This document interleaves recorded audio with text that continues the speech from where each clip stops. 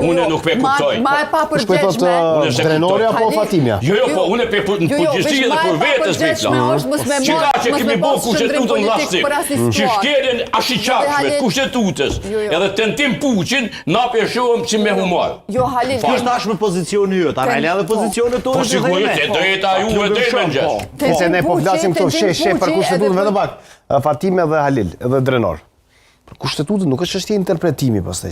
Kushtetuta është çështje faktike. Faktike është. Tani 2/3 e votave dihet që s'janë. Këtë duhet ta konstatojmë. Pjesa tjetër, opozita që s'merr pjesë është përgjegjësi politike. Po për megjithatë aty për shembull ajo mund të shkohet me votë. Po kret ky skenar ka votë për çata.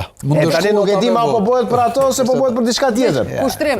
Kemi edhe një vendim të gjykatës kushtetuese ku thotë që janë deputetët duhet të jenë pjesë aty. Duhet të qëndrojnë në sallë. Vendimimin e institucioneve tek kuvendit. Tash kemi presidentin po zgjedhet, jo kryetari i kuvendit. Ose një vendim i gjykatës kushtetuese. Tash ti varet për cilit këndvështrim do me pa dhe me sharru.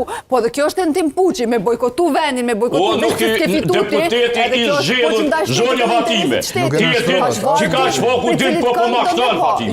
Se që ka që din. Deputeti shkun qatë, nuk i nënshtrohet asnjë mandati tjetër. Veç është një vendim, Halil, i gjykatës kushtetuese ku thot deputetët obligohen të qëndrojnë në sallë.